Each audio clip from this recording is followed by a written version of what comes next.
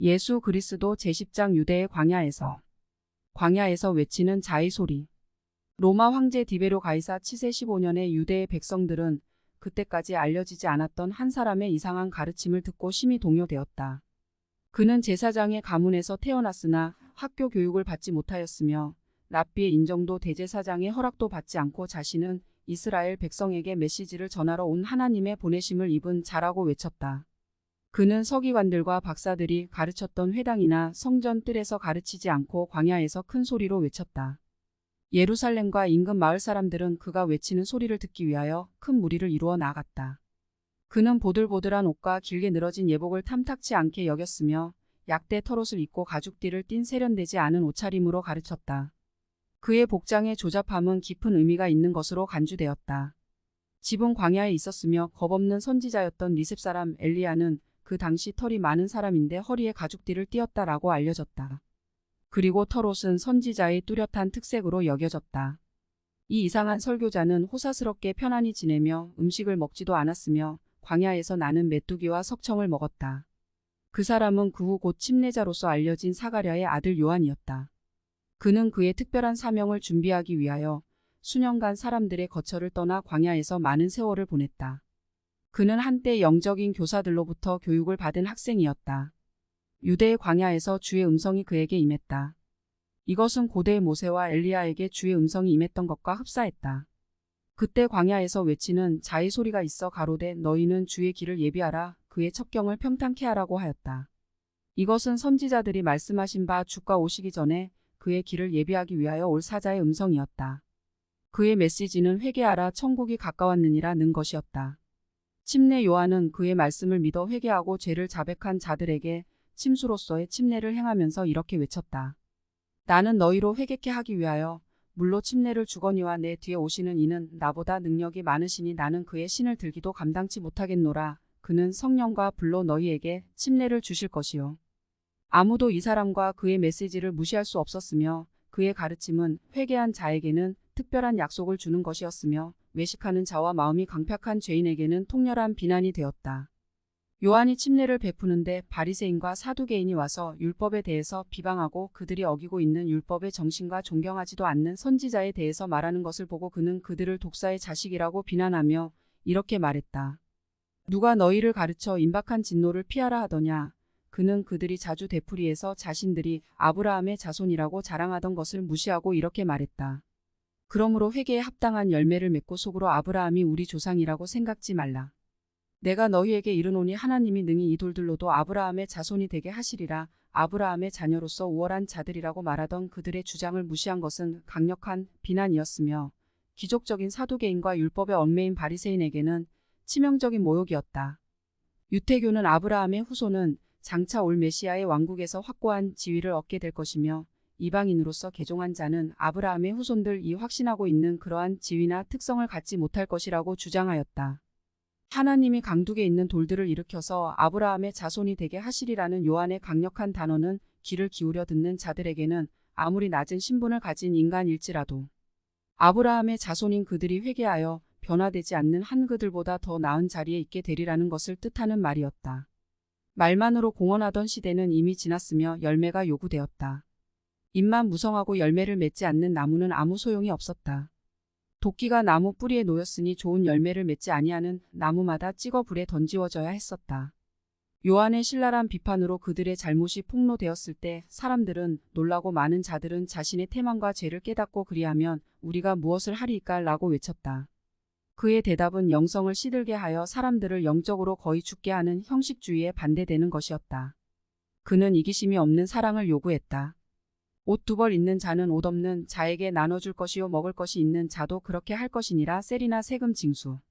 청부인과 수금원은 불공평하게 불법적인 방법으로 세금을 징수함으로써 사람들을 오랫동안 괴롭혔기 때문에 그에게 와서 선생이여 우리는 무엇을 하리이까? 라고 질문했다. 요한은 정한 세 외에는 능징치 말라고 하였다. 무엇을 하리이까라고 묻는 군병들에게는 사람들에게 강포하지 말며 무소하지 말고 받는 요를 족한 줄로 알라. 그가 요구한 정신은 실생활의 종교 정신이며 실현 가능성이 있는 가치를 지닌 유일한 종교 즉 올바른 삶을 위한 종교였다. 그 시대의 타락한 관습을 맹렬히 비난하고 그의 무뚝뚝한 성격은 활기에 차 있었지만 그는 기존 제도에 반대하여 선동을 일으키거나 폭동을 자극하거나 반란을 일으키거나 반역을 책동하지도 않았다. 그는 세제에 대해 비난하지 않고 부패하고 탐욕적인 세리들의 착취를 비난했으며 군대를 비난하지 않고 군병들의 부정을 비난했다. 그들의 대부분은 그들의 지위를 이용하여 이익을 얻기 위해 거짓 증거했으며 강제로 또는 남의 것을 빼앗아 부유해졌다. 그는 말일의 경륜의 시대에 복음의 첫째 되는 원리라고 불리우는 기본 원리 즉 하나님의 아들 예수 그리스도 복음의 기본 원리를 가르쳤다.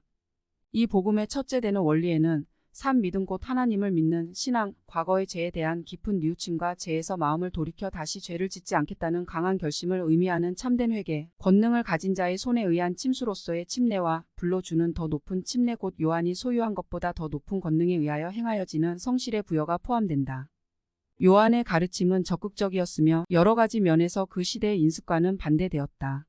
그는 기적적인 표적을 행하여 사람들의 마음을 사려고 하지 않았다.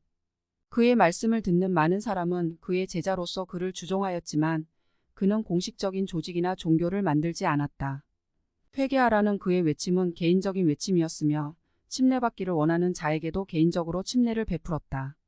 오래전에 예언된 메시아를 기다리는 유대인들에게는 광야에서 전파하는 이 이상한 선지자의 말씀이 깊은 의미를 나타내는 것이었다. 사람들은 그가 혹 그리스도가 아닌가 하고 생각하였다.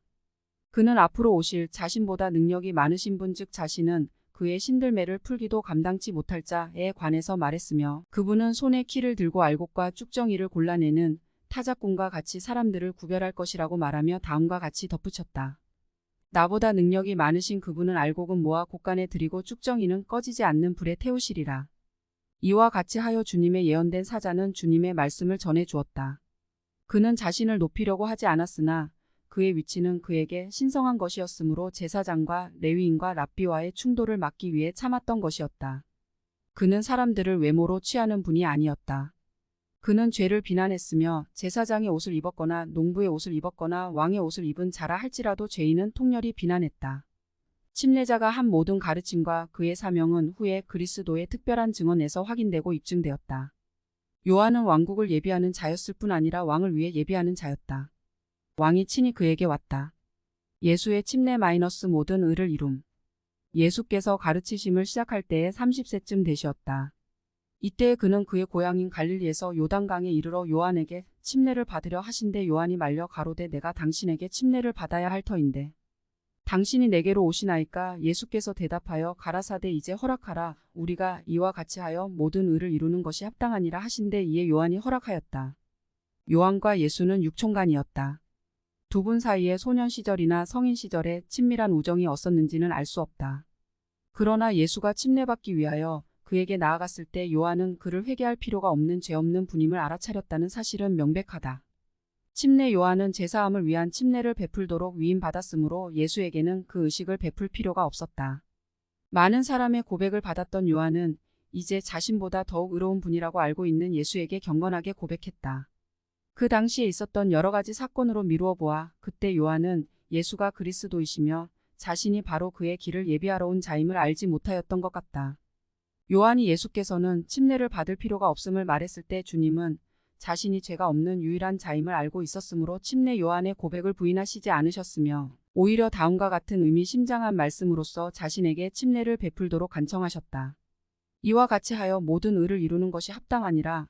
요한이 이 말씀의 깊은 뜻을 이해하였더라면 거기서 물의 침례는 죄사함을 위해 마련된 의식일 뿐 아니라 의를 이루는 데 필수 불가결한 의식이며 하나님의 왕국의 회원이 되기 위한 필수 조건으로서 온 인류가 받아야 할 의식임을 알았을 것이다.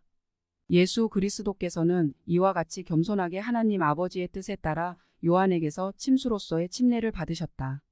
그의 침례는 필요한 순종의 행위로 받아들여졌음이 그 후에 즉시 계속된 다음 말씀으로 증명할 수 있다. 예수께서 침례를 받으시고 곧 물에서 올라오실 때 하늘이 열리고 하나님의 성령이 비둘기같이 내려 자기 위에 임하심을 보시더니 하늘로서 소리가 있어 말씀하시되 이는 내 사랑하는 아들이요 내 기뻐하는 자라. 그때 요한은 그의 구속주를 알았다. 사복음서 저자들은 예수가 침례받았을 때 성령이 비둘기같이 내렸다고 기록하였다. 이러한 표적은 요한에게 메시아가 알려질 방법으로서 이미 암시된 것이었다. 전에 알려졌던 이 표적은 이제 예수가 문자 그대로 아들이라는 아버지의 최고의 간증이 더해졌다. 마태는 아버지가 아들임을 인정하신 사실은 제3인칭을 사용하여 이는 내 사랑하는 아들이요 라고 표현하는 반면 마가와 누가는 보다 직접적으로 너는 내 사랑하는 아들이라고 표현하였다. 이러한 차이점은 주제와의 관계에서는 주요하지만 다른 면에서는 그렇게 중요하지 않으며 이것은 또한 저자가 각각 다르며 그들 간엔 어떠한 공모도 예수께서 침례를 받으시고 물에서 나오셨을 때 있었던 사건은 신의 세 분이 각각 개체임을 입증해 준다. 그 장엄한 순간에 아들인 예수는 육신을 입은 몸으로 있었으며 성신 성령의 임하심은 비둘기와 같았으며 영원하신 아버지의 음성은 하늘에서 들렸다. 신해를 구성하는 세 분이 각각 다른 개체임을 보여주는 다른 증거가 없으면 이 신뢰는 결정적인 증거가 될 것이며 다른 경전에서도 이 위대한 진리를 확인해 주는 구절이 있다. 그리스도가 받으신 시험. 마가의 주장에 따르면 예수께서 침례 받으신 즉시 성령에 이끌려 인간과 인간 생활의 번거로움을 떠나 광야로 가서 거기서 하나님과 마음껏 교통하셨다. 매우 강한 힘에 의해 그는 이끌렸거나 마가가 말한 것과 같이 몰리어 외딴 곳으로 가서 거기서 광야의 들짐승과 함께 40일간을 머무셨다. 주님의 생에 있었던 이 놀라운 일화는 사복음서 중요한 복음을 제외한 삼복음서에 다소 서로 틀리기는 하지만 기록되어 있다. 이 시험의 기간 동안에 있었던 상황은 예수께서 직접 말씀하셨음에 틀림없었다. 왜냐하면 거기에는 목격한 다른 사람이 없었기 때문이었다. 기록된 내용은 주로 40일의 금식이 끝날 무렵에 일어난 사건에 관한 것이다. 그러나 전반적으로 생각해 볼 때 그 기록은 그 기간이 금식과 기도의 기간이었음을 입증해 준다. 그리스도는 자신이 선택되고 예임된 메시아라는 사실을 점차적으로 알게 되셨다. 성전에서 박사들과 함께 대화를 나누고 있었을 때 그가 그의 모친에게 한 말씀으로 알 수 있는 바와 같이 그는 단지 12살 된 어린 소년에 불과했지만 그의 특별하고 개인적인 지각으로 자신이 하나님의 아들임을 알았다. 그러나 그의 지상의 사명에 대한 전체적인 목적을 이해하면 그의 지혜는 조금씩 발전해왔음이 명백해진다. 아버지의 인정과 성신과의 끊임없는 동반으로 그의 마음이 열리어 그는 신성의 영광스러움을 깨닫게 되었다. 그는 많은 일에 관해 생각해야 했고 기도를 많이 해야만 했다. 하나님과의 교통은 오직 기도로서만 가능했다. 그가 광야에 있을 동안 그는 아무것도 먹지 않고 금식했다. 이때 그의 필멸의 몸은 더욱더 완전하게 자신의 거룩한 영을 따를 수 있었다. 예수께서 배고픔을 느끼시고 육체적으로 나약해지셨을 때 사탄이 그에게로 와서 그로 하여금 그의 초월적인 권세를 사용하여 음식을 만들도록 교활하게 제안했다. 사탄은 자신의 악한 목적을 실현할 가장 적합한 때를 택했다. 배고픔의 고통을 면기 위하여 인간이 하지 못할 일이 무엇이겠는가? 에서는 파축한 그릇과 그의 장자 상속권을 바꾸었다. 인간은 먹을 것을 위해서는 야수와 같이 투쟁한다. 어떤 어머니는 극심한 굶주림의 고통을 참지 못하여 자신의 귀여운 자녀를 살해하여 먹었다는 끔찍한 이야기도 있다. 이것을 잘 아는 사탄은 그리스도가 극도로 신체적인 필요사항을 충족시키려 하는 때 그에게 와서 내가 만일 하나님의 아들이여든 명하여 이 돌들이 떡덩이가 되게 하라고 말했다. 주님은 오랫동안 세속을 떠나온 마음을 다하여 하늘의 일을 명상하고 하나님과 교통하고 있었으므로 그러한 정신집중으로 고조된 영에 의하여 도움을 받고 있었다. 그와 같이 영이 한 마음으로 매우 집중하고 있었으므로 육체적인 식욕은 억제할 수 있었다. 그러나 육체의 반응은 불가피하였던 것이다. 예수께서는 심히 배고픔을 느끼셨지만 사탄의 말에는 예수의 배고픈 육체의 음식을 제공해 주는 것 이상의 시험이 포함되어 있었다. 그것은 사탄의 만일이라는 말에 암시되어 있는 의문을 시험하고자 하는 것이었다. 영원하신 아버지께서는 예수를 그의 아들로 선언하셨다. 악마는 아들로 하여금 그와 같은 하나님과의 관계에 대해 의문을 갖게 하려고 했다. 왜 하나님 아버지께서는 이와 같은 절박한 순간에 처한 그의 아들에게 관심을 보이지 않으셨을까? 하나님의 아들이 굶주려 죽는 것이 온당한 일이었을까? 아버지께서는 그의 사랑하는 아들을 이와 같은 고통을 당하게 하시고 곧 잊어버리셨을까? 만일 예수가 침례받을 때 들렸던 음성이 영원하신 아버지의 음성이었다면 오랫동안의 절제로 쇠약해진 예수는 스스로 참고 견디어야 하며 특히 견딜 수 있었던 방법, 즉 명령에 의해서 그렇게 하는 것은 당연한 일이 아니었을까? 만일 내가 실제로 하나님의 아들이어든 너의 능력을 보이고 동시에 너의 공복을 채우라는 말은 악마의 제언이었다. 이러한 제언에 굴복하는 것은 아버지의 인정에 대한 명확한 의문을 나타내는 것이 되었을 것이다. 더욱이 예수께서 소유한 보다 우수한 능력은 개인의 만족을 위해서 그에게 주어진 것이 아니라 남을 위해 봉사하도록 주어진 것이다. 그는 인간의 모든 시련을 겪어야만 하셨다. 다른 인간이 그와 마찬가지로 배고프다고 하더라도 기적을 통하여 자기 자신을 먹일 수는 없을 것이다. 비록 이러한 사람이 기적으로서 배부를 수 있다 할지라도 자신이 기적을 행하지 않는다면 기적적으로 배부르게 할 수는 없을 것이다. 이것은 주님의 이중적인 성품, 즉 신성과 인성의 필연적인 결과였다. 그는 언제나 자신이 지닌 하나님의 권세를 행사하여 모든 육신의 필요사항을 충족하거나 극복할 능력을 지니고 계시지만 인간으로서 이것을 견디고 감수하셔야 했다. 사탄에 대한 그의 대답은 숭고하고 단호한 것이었다. 기록되었으되 사람이 떡으로만 살 것이 아니요 하나님의 입으로 나오는 모든 말씀으로 살 것이라 하였느니라. 사탄이 예수로 하여금 하나님을 불신하게 하였으나 하나님의 입으로 나온 말씀은 예수가 하나님 아버지께서 기뻐하시는 사랑하는 아들임을 확인하는 것이었다. 악마는 패하였고 그리스도는 승리하셨다. 사탄은 예수를 꾀어 그가 하나님으로부터 받은 권세를 개인적인 일에 사용하도록 하려 했으며 하나님 아버지의 섭리에 의존하느니 보다는 오히려 자기 자신을 신뢰하도록 하려 했으나 이 의혹이 완전히 실패로 돌아갔음을 깨닫고 다른 극단적인 방법으로 예수를 시험하였다. 이번에는 사탄은 예수로 하여금 자신을 하나님의 보호 아래 완전히 맡겨버리도록 시험했다. 예수를 넓은 뜰이 한눈에 보이는 성전의 정상의 한 부분 즉 뾰족탑고 통장에 세우고 이렇게 말했다. 내가 만일 하나님의 아들이어든 뛰어내리라 기록하였으되 저가 너를 위하여 그 사자들을 명하시리니 저희가 손으로 너를 받들어 발이 돌에 부딪히지 않게 하리로다 하였느니라. 또다시 의문의 암시가 나타난다. 만일 예수가 사실상 하나님의 아들이라면 하나님 아버지께서 그를 구해 주실 것을 믿지 않을 수 있겠는가? 특히 기록된 바에 의하면 사자들이 지켜줄 것이며 보호할 것이라고 되어 있지 않는가? 광야에서 시험한 사탄에게 그리스도께서 대답하신 말은 경전의 인용으로 일관되어 있었다. 그가 경전을 인용할 때 공식적으로 사용하신 인상적인 어기는 기록되었으되 라는 말이었다. 두 번째 유혹에서 악마는 경전을 인용하여 그의 제언을 지지하려고 했다. 그리고 기록하였으되 라고 예수께서 인용하신 바와 같은 표현을 사용했다. 주님은 악마가 경전을 인용하여 질문한 것에 대한 대답을 하실 때 다시 경전을 인용하여 대답하시기를 또 기록되었으되 주 너의 하나님을 시험치 말라고 하셨다. 만일 그가 아버지의 사랑이 기적적인 구원으로 나타날 수 있다는 것을 보여주려고 자신을 마구 위험 속으로 던져버린다면 죄를 짓게 되는 것이며 아버지의 도움을 요청하기를 거절하게 되면 그 자신이 하나님의 사랑하는 아들임을 의심하게 되는 것이다. 자신이 아슬아슬한 성전 꼭대기에서 다치지 않고 뛰어내리는 놀라운 일을 행한다면 자신의 명성이 널리 알려질 것이라는 그리스도의 인간적인 면에서의 유혹도 있었다.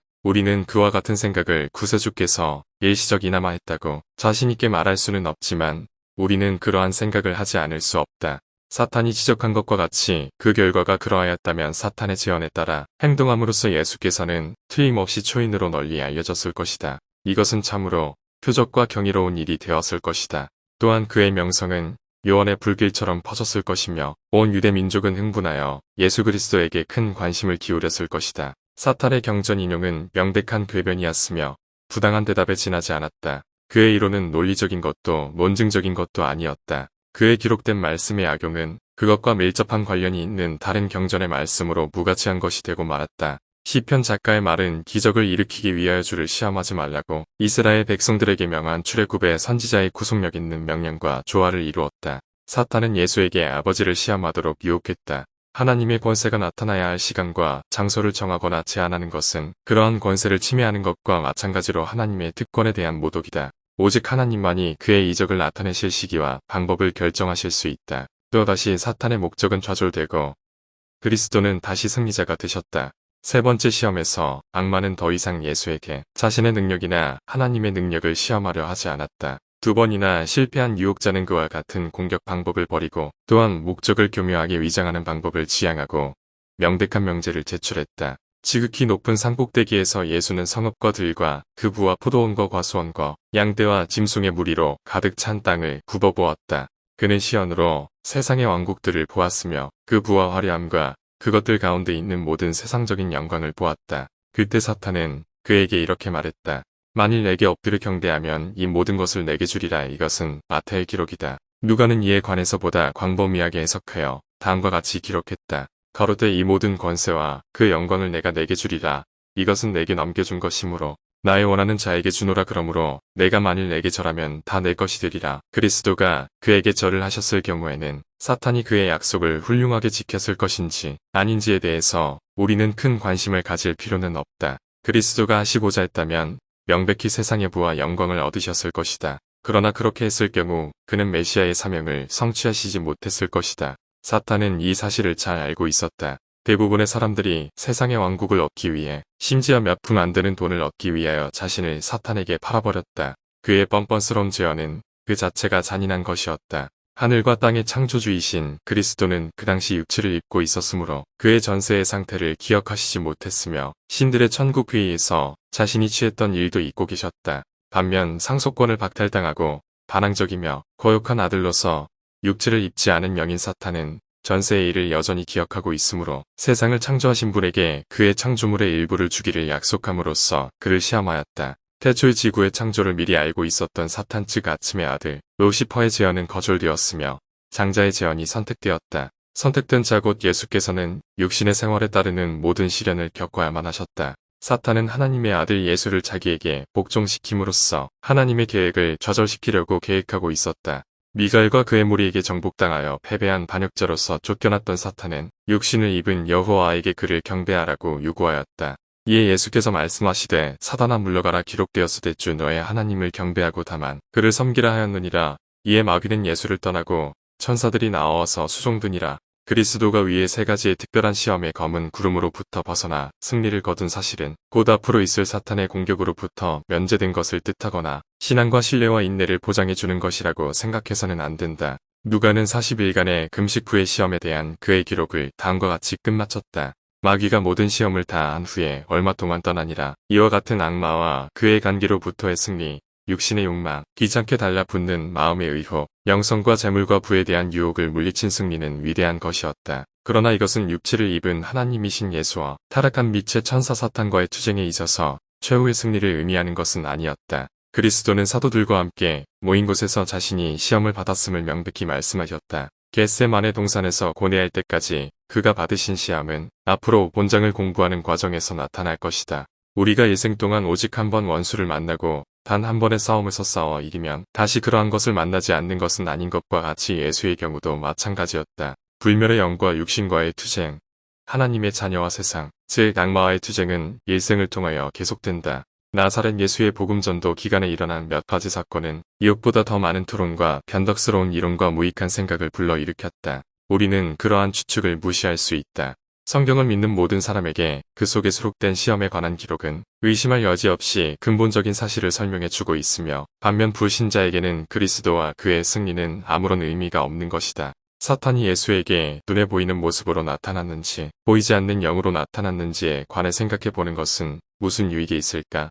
또한 그가 들을 수 있는 음성으로 말하였는지 그렇지 않으면 그가 노리던 희생자의 마음속의 생각으로서 떠오르겠고 그 후 기록으로서 표현했는지 세 가지 시험이 계속해서 일어났는지 아니면 시간적인 상당한 간격을 두고 일어났는지 생각해 보는 것이 무슨 유익이 있을까? 우리는 이것들이 경전 기록에 있는 꾸며낸 이야기나 비유라는 이론을 배격하며 이 기록 자체를 그대로 받아들여야 한다. 이와 동일한 확신으로 우리는 그 시험이 사실이며 주님이 당하신 시련은 실제적이고 결정적인 시험이었음을 확신한다. 다른 방법으로 믿는다면 그는 경전을 단지 꾸민 이야기로 생각하기 때문이다. 이 문제와 관련하여 다소 주의해야 할 문제는 그리스도가 죄를 범하실 가능성이 있는 분인가 아닌가 하는 것이다. 만일 그가 사탄의 유혹에 굴복할 가능성이 없었다면 거기에는 진정한 시험도 없었을 것이며 따라서 진정한 승리도 없었을 것이다. 주님은 죄가 없었으나 죄를 지을 가능성은 있었다. 그는 죄를 짓고자 한다면 언제나 죄를 지을 소질과 능력이 있었던 분이셨다. 만일 그에게 죄를 지을 능력이 없었다면 또한 선택의지도 없었을 것이다. 세상이 창조되기 전에 그가 자신을 속죄의 희생물로 바친 것은 인간의 선택의지를 보장해주는 것이 된다. 그는 의로운 분이시기 때문에 죄를 지을 수 없었다고 말하는 것은 선악을 택할 수 있는 능력까지도 부인하는 것은 아니다. 철저하게 정직한 자라면 함부로 거짓말을 하지 못할 것이다. 그가 거짓말을 하지 않겠다는 보장은 외적인 강압에서 오는 것이 아니라 진리의 영과의 동반으로 말미암은 내적 억제에서 오는 것이다.